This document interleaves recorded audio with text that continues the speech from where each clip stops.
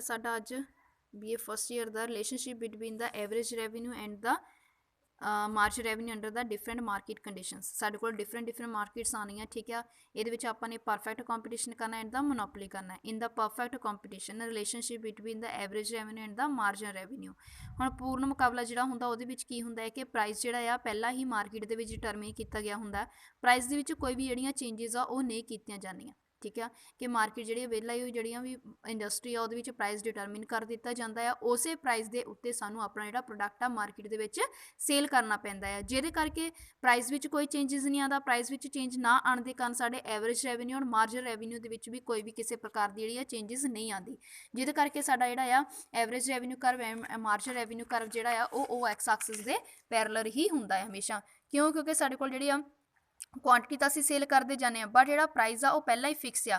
ਉਸੇ ਪ੍ਰਾਈਸ ਦੇ ਉੱਤੇ ਜਿਹੜਾ ਆ ਮਾਰਕੀਟ ਦੇ ਵਿੱਚ ਕੋਈ ਵੀ ਪ੍ਰੋਡਕਟ ਜਿਹੜਾ ਅਸੀਂ ਸੇਲ ਕਰਨਾ, ਜਿਹਦੇ ਕਰਕੇ ਸਾਡਾ ਟੋਟਲ ਰੈਵਨਿਊ ਇਨਕਰੀਜ਼ ਕਰਦਾ, ਬਟ ਇਹ ਕੌਨਸਟੈਂਟ ਰੇਟ ਦੇ ਉੱਤੇ ਇਨਕਰੀਜ਼ ਕਰਦਾ, ਜਿਹਦੇ ਕਰਕੇ average revenue and marginal revenue ਦੋਨੋਂ ਕੌਨਸਟੈਂਟ ਰਹਿੰਦੇ ਆ, ਜਿਹਦੇ ਕਰਕੇ ਉਹ ਕੀ ਆ average revenue marginal revenue curve ਜਿਹੜਾ ਉਹ ਐਕਸ ਐਕਸਿਸ ਦੇ ਪੈਰਲਲ ਹੀ ਹੁੰਦਾ ਆ ਹਮੇਸ਼ਾ, ਠੀਕ ਹੈ। ਉਸ ਤੋਂ ਬਾਅਦ ਸਾਡੇ ਕੋਲ relationship between the average revenue and marginal revenue in the monopoly. Monopoly ਕੀ ਹੁੰਦੀ ਹੈ ਕਿ ਜਿਹਦੇ ਵਿੱਚ ਜਿਹੜਾ ਆ ਕੋਈ ਵੀ ਪ੍ਰੋਡਕਟ ਜਿਹੜਾ ਸੇਲ ਕੀਤਾ ਜਾਂਦਾ ਜਾਂ ਪ੍ਰੋਡਿਊਸ ਕੀਤਾ ਜਾਂਦਾ ਉਹਦੇ ਉੱਤੇ ਇੱਕ ਪਰਸਨ ਦਾ ਜਿਹੜਾ ਆ ਅਧਿਕਾਰ ਹੁੰਦਾ, ਮਤਲਬ ਉਹ ਪਰਸਨ ਜਿਹੜਾ ਉਹ ਪ੍ਰੋਡਕਟ ਤਿਆਰ ਕਰਕੇ ਮਾਰਕੀਟ ਦੇ ਵਿੱਚ ਸੇਲ ਕਰਦਾ, ਜਿਹਦੇ ਕਰਕੇ ਉਹਦੀ ਮੋਨੋਪੋਲੀ ਹੁੰਦੀ ਹੈ ਉਸ ਪ੍ਰੋਡਕਟ ਦੇ ਉੱਪਰ, ਠੀਕ ਆ। ਜਿਹਦੇ ਕਰਕੇ ਉਹ ਆਪਣੇ ਪ੍ਰੋਡਕਟ ਦਾ ਜਿਹੜਾ ਕੋਈ ਵੀ ਪ੍ਰਾਈਸ ਆ ਉਹ ਡਿਟਰਮਿਨ ਕਰ ਸਕਦਾ ਆ, ਠੀਕ ਆ। ਜਿਹਦੇ ਕਰਕੇ ਆਪਣੇ ਪ੍ਰੋਡਕਟ ਦਾ ਪ੍ਰਾਈਸ ਆਪ ਡਿਟਰਮਿਨ ਕਰਨ ਦੇ ਨਾਲ ਜਿਹੜਾ average revenue and marginal revenue ਜਿਹੜੇ ਉਹ ਚੇਂਜ ਹੁੰਦੇ ਰਹਿੰਦੇ ਆ, ਜਿਹਦੇ ਕਰਕੇ ਐਵਰੇਜ ਰੈਵਨਿਊ ਕਰਵ ਔਰ ਮਾਰਜਨ ਰੈਵਨਿਊ ਕਰਵ ਦੀ ਸਲੋਪ ਜਿਹੜੀ ਆ ਉਹ ਡਾਊਨਵਰਡ ਹੁੰਦੀ ਹੈ। ਡਾਊਨਵਰਡ ਕਿਉਂਕਿ ਘਟਦਾ ਕਿਉਂ ਆ? ਕਿਉਂਕਿ ਅਸੀਂ ਜਿਹੜਾ ਪ੍ਰੋਡਕਟ ਆ ਹੁਣ ਅਸੀਂ ਚਾਹੁੰਦੇ ਹਾਂ ਕਿ ਵੱਧ ਤੋਂ ਵੱਧ ਕੁਆਂਟਿਟੀ ਮਾਰਕੀਟ ਵਿੱਚ ਸੇਲ ਕੀਤੀਆਂ ਜਾਣ, ਜਿਹਦੇ ਕਰਕੇ ਵੱਧ ਕੁਆਂਟਿਟੀ ਸਾਨੂੰ ਸੇਲ ਕਰਨ ਲਈ ਸਾਨੂੰ ਜਿਹੜਾ ਪ੍ਰਾਈਸ ਆ ਉਹ ਘਟਾਉਣਾ ਪੈਂਦਾ ਆ।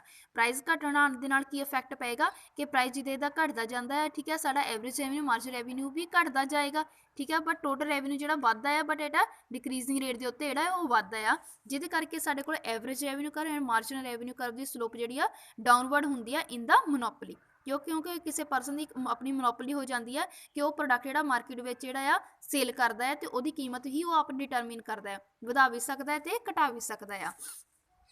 ਉਸ ਤੋਂ ਬਾਅਦ ਸਾਡੇ ਕੋਲ average revenue marginal revenue curve of a firm working under the imperfect competition, ਠੀਕ ਹੈ। ਅਪੂਰਨ ਪ੍ਰਤੀਯੋਗਤਾ ਦੇ ਵਿੱਚ ਵੀ ਸੇਮ ਹੁੰਦਾ ਹੈ, ਠੀਕ ਹੈ, ਕਿ ਜਦੋਂ average revenue curve and marginal revenue curve the slope ਜਿਹੜੀ ਆ ਉਹ ਡਾਊਨਵਰਡ ਨੀਚੇ ਵੱਲ ਨੂੰ ਹੀ ਹੁੰਦੀ ਹੈ। ਉਸ ਤੋਂ ਬਾਅਦ ਸਿਗਨੀਫੀਕੈਂਸ ਆਫ ਰੈਵਨਿਊ ਕਰਵ। ਹੁਣ ਜਿਹੜਾ ਅਸੀਂ ਰੈਵਨਿਊ ਕਰਵ ਕਰਦੇ ਕਹਿੰਦੇ ਇਹਦੀ ਇੰਪੋਰਟੈਂਸ ਕੀ ਆ? ਫਸਟ ਹੈਗਾ ਸਾਨੂੰ ਪ੍ਰੋਫਿਟ ਐਂਡ ਲਾਸ ਦੇ ਬਾਰੇ ਪਤਾ ਚੱਲਦਾ ਆ। ਆਪਾਂ ਕਾਸਟ ਕਰਵ ਕੀਤਾ ਸੀ, ਠੀਕ ਆ। ਕਾਸਟ ਦੇ ਵਿੱਚ ਕੀ ਹੁੰਦਾ? ਸਾਨੂੰ ਖਰਚਿਆਂ ਦੇ ਬਾਰੇ ਪਤਾ ਲੱਗਦਾ।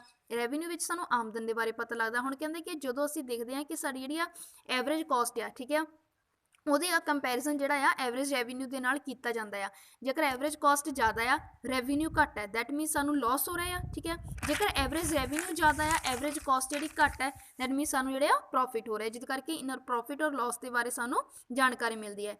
Estimation of the volume of output, ਕਹਿੰਦੇ ਕਿ ਕਿੰਨੀ ਮਾਤਰਾ ਦੇ ਵਿੱਚ ਜਿਹੜਾ ਆ ਉਤਪਾਦਨ ਜਿਹੜਾ ਕੀਤਾ ਜਾਂਦਾ ਆ ਉਹਦੇ ਬਾਰੇ ਵੀ ਸਾਨੂੰ ਜਿਹੜੀ ਆ ਜਾਣਕਾਰੀ ਮਿਲਦੀ ਹੈ ਕਿ ਫਰਮ ਜਿਹੜੇ ਵਸਤੂ ਦੀ ਨਿਸ਼ਚਿਤ ਕੀਮਤ ਤੇ ਕਿੰਨੀ ਮਾਤਰਾ ਜਿਹੜਾ ਉਤਪਾਦਨ ਕਰੇਗੀ। ਕਹਿੰਦਾ ਫਰਮ ਜਿਹੜਾ ਉਨੀ ਮਾਤਰਾ ਦਾ ਉਤਪਾਦਨ ਕਰਦੀ ਹੈ ਜਿੰਨੀ ਕਿ ਉਤਪਾਦਨ ਕਰਨ ਦੇ ਨਾਲ ਉਹਦੇ ਪ੍ਰੋਫਿਟ ਦੀ ਦਿਸ਼ਾ ਦੇ ਵਿੱਚ ਲਾਭ ਦੀ ਮਾਤਰਾ ਜ਼ਿਆਦਾ ਤੇ ਹਾਨੀ ਜਿਹੜੀ ਉਹਨੂੰ ਘੱਟ ਤੋਂ ਘੱਟ ਜਿਹੜੀ ਪ੍ਰਾਪਤ ਹੋ ਰਹੀ ਹੁੰਦੀ ਹੈ।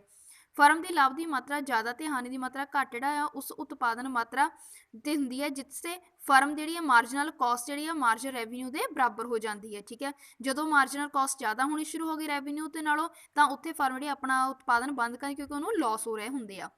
Determination of the firm equilibrium. ਹੁਣ ਕਹਿੰਦੇ ਕਿ ਫਰਮ ਦਾ ਇਕੁਇਲਿਬਰੀਅਮ ਜਿਹੜਾ ਡਿਟਰਮਿਨ ਕੀਤਾ ਜਾਂਦਾ ਆ ਉਹ ਵੀ ਸਾਨੂੰ ਰੈਵਨਿਊ ਐਂਡ ਕਾਸਟ ਤੋਂ ਹੀ ਪਤਾ ਚੱਲਦਾ ਆ।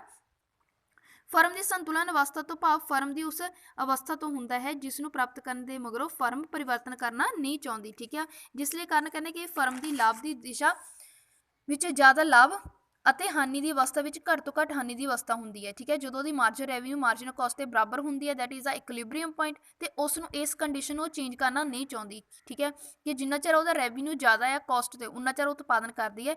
ਜਦੋਂ ਮਾਰਜਨ ਰੈਵਨਿਊ ਮਾਰਜਨ ਕਾਸਟ ਦੇ ਬਰਾਬਰ ਹੋ ਜਾਂਦਾ ਆ ਤਾਂ ਉੱਥੇ ਜਿਹੜਾ ਆ ਉਹ ਇਕੁਇਲਿਬਰੀਅਮ ਦੇ ਵਿੱਚ ਹੋ ਜਾਂਦੀ ਹੈ। ਉਸ ਤੋਂ ਬਾਅਦ ਜੇਕਰ ਉਹ ਫਿਰ ਵੀ ਉਤਪਾਦਨ ਕਰਦੀ ਹੈ ਤਾਂ ਉਹਦੀ ਮਾਰਜਨਲ ਕਾਸਟ ਜਿਹੜੀ ਜ਼ਿਆਦਾ ਹੋਏਗੀ ਮਾਰਜਨ ਰੈਵਨਿਊ ਤੋਂ, ਜਿਹਦੇ ਕਰਕੇ ਉਹ ਕੀ ਆਪਣਾ ਉਤਪਾਦਨ ਉੱਥੇ ਬੰਦ ਕਰ ਦਿੰਦੀ ਹੈ।